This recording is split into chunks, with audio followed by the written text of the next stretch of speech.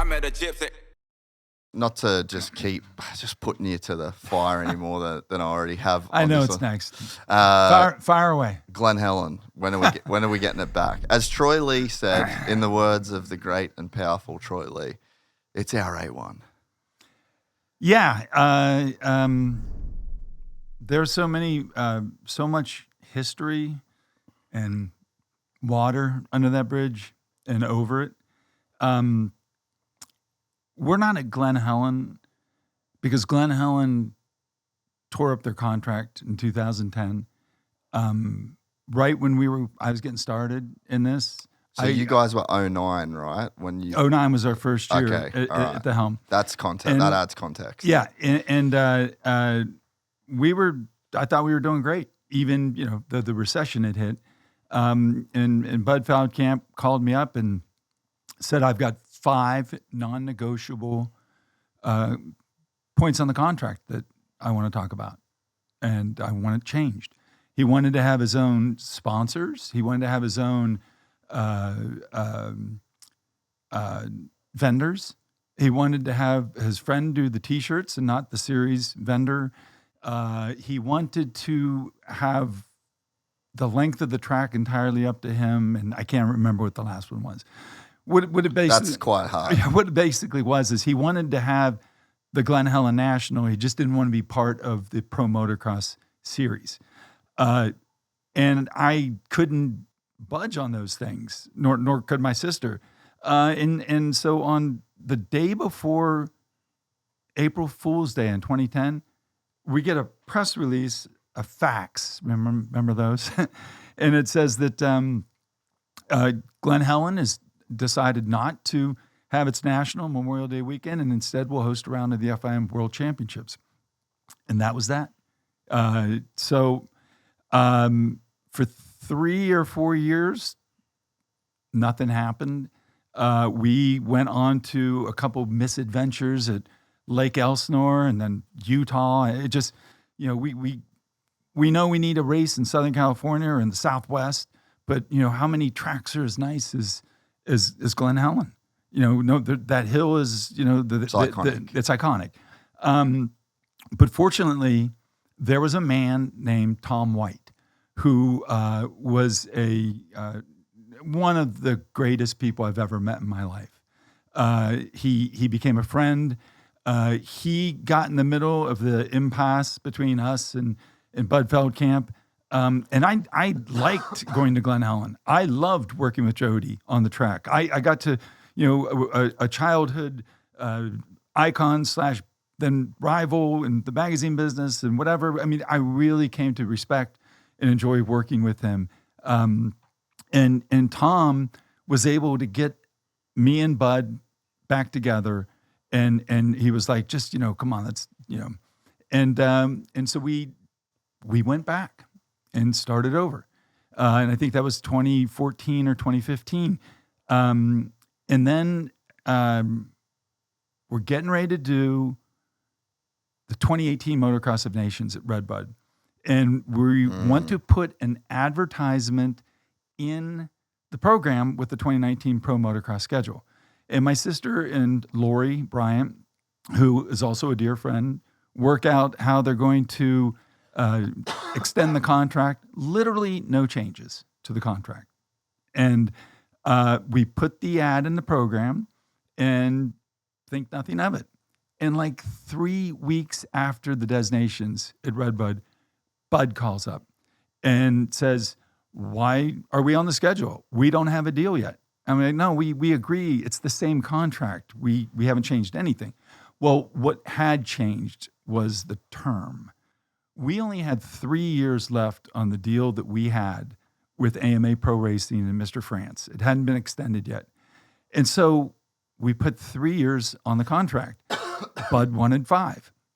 And but if the terms aren't changing, what's the big deal? Well, that's what I would have thought too. And then he said, take us off the schedule. Oh, fuck. So we obliged.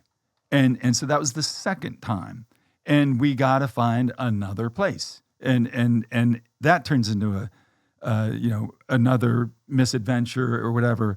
But it was it was all so unnecessary. And there had been these weird things that had happened. Bud had a way of he had in his mind's eye the way he wanted to do his national, and I get that. I get the pride that everyone has and the want to do things But it's the carousel. their way. But you can't turn around and say we're not going to honor the series hard cards because we want to do it our own way. You can't do that when you're the first round of the series. It kind of puts it. You can't put the will call down around behind the prison, that's down at the entrance. Because I don't know why. You can't make the track 3.5 minutes long because while that's great, someone's got to cable that, someone's got to banner that, someone's got to hire cameramen to film that, someone's got to maintain that track, someone's got to work on that. It just everything was always it wasn't a tug of war, it was a duel, and it was just it became and that gets tiring to deal with. It became very tiring, and unfortunately that second time. By this point, Tom White had passed away, leaving a huge hole in our industry. He was truly a great man, a great benevolent leader person, and had he been there, I think he could have talked us all into staying the course and getting it working again. But as it turned out, we moved on. And there wasn't going to be a third strike. That was twice where we had the commitment. Fool me once. Well, John Anderson, who is also a dear friend, a great man as well. Yeah. That's someone that I can WUSA speak on for sure. Has races out at Glen Helen, but he's married Tom's daughter. He wanted in the spirit of Tom, in the same vein as Tom, of being that peacemaker, of being that person who could solve like really unfortunate, seemingly endless problems and do it because he didn't want anything out of it but what was best for everyone. And he said, Davey, can you just give it one more shot, one more try? And this is in 2021. And I'm like, man, Bud has a thing about me. He has a thing about us, and I don't think that it's going to work. I don't think Bud can be involved. Yeah, if we could come there and work with Lori, if we could have a contract, and just run the series there, yeah, we would. But that's not going to happen. So John Anderson decides to have sort of a luncheon intervention, we'll call it, and he got the people who really love Glen Helen the most. Troy Lee, Mitch Payton, Alexander Smith, Malcolm Smith's son, has the local shop. Lori, and even Eric Pernard got pulled into it because he just happened to be going there to meet with Mitch, and Mitch was like, "Yeah, we're going to take Bud to lunch. Why don't you come with us?" Eric had nothing to do with it, but suddenly he has a front row seat to this, and they're like, "Bud, you gotta let them come in and do the race, and just it works for every other promoter." No one else has ever wanted to get rid of their national unless it was hurt by weather like WW Ranch and Muddy Creek, and it just didn't work. But everyone else is still the same promoters, still the same people, and really happy with what we've done.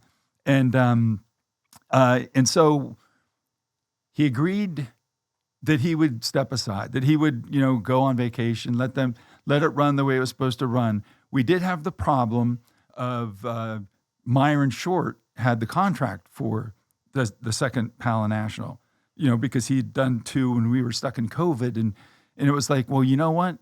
We're going to end the 50th year of Pro Motocross 2022 with the Glen Helen National. It'll be like the most ultimate kumbaya moment. Everyone got together. We hell froze over. We got it done. Here we are. And about a couple weeks later, I've just got some things. Bud called me and said, I've just got some things I can't get over. And I said, Bud, we're not renegotiating this. This is the same deal from 2010. It's the same deal from 2018. It's the same. But now, yes, we have to work. We have a pass through with Myron, but this will get the national back. This is how we can do it. And he said no. So here we are. I know how much people love Glen Helen. I know how much, how important it is to Southern California motocross. I know how iconic it is. I know what it means to Troy. I know what it means to Mitch. I certainly know what it means to Bud and Lori and everyone. But we're still back to that same thing. They want to have a big race, but they don't want it to be part of a series. And I'm not in the big race business. I have a series, AMA Pro Motocross, and now Super Motocross, with Felt that we work on together. That 12th National is now the Las Vegas Super Motocross Finals. And for Glen Helen to ever come back, and I'm not going to say never, but I'm not going to say now, something has to change. And when that thing changes, they've got my number. And in the meantime, I will continue to support events out there. I will continue to be friends with Lori. We had a wonderful half-hour conversation last week. And, on the way to Hangtown, I'll probably call Bud and just say, hey, where are we? Because I don't like being enemies or frenemies or anything like that with anyone. Well, and you've already seen over the last few years what can happen when these things kind of get squashed and when people that were opposing forces join together. Absolutely. Everything's been going great.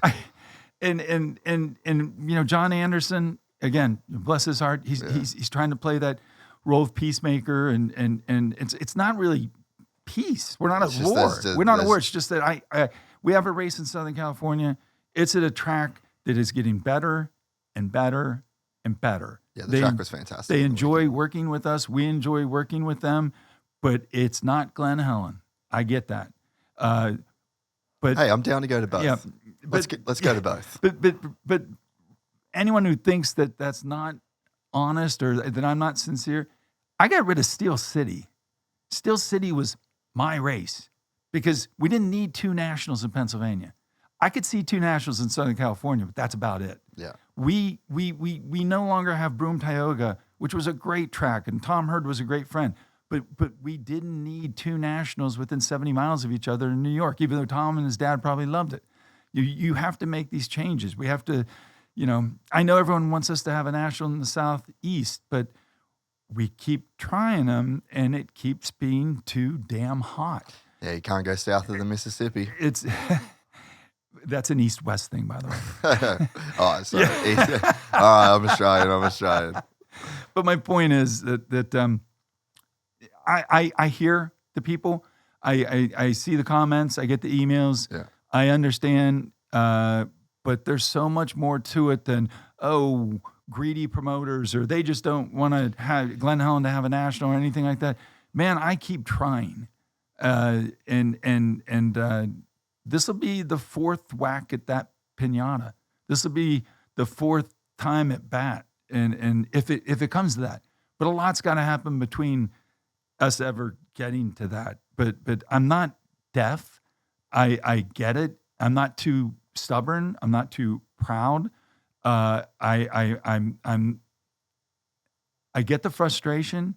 Imagine what mine is, having to replace Glen Helen twice without anyone knowing why it wasn't there. We even had the stickers printed for 2022. I'll give you one before I head up the road. But man, it's just a moving target, and I just don't know how to make it work. Yeah. But what I do know is we started the 52nd year of AMA Pro Motocross with a fantastic national this weekend, and we're getting ready to go to Hangtown for what will be the 55th Hangtown Classic, and then we're going to, all these other great tracks with promoters that want to be involved and promoters that take great pride in their event and have their own individual take on what a motocross race should look like. But it's got to fit into the series, and it's got to be part of the series. It's got to be a part of the carousel. It's got to be part of the carousel. And I still have some tear-offs. There's still a chance. If you enjoyed this content, please like and subscribe. And to listen to the full 3-hour podcast, search Gypsy Tales in your favorite podcast platform or click the link in the description below. Gypsy Gang.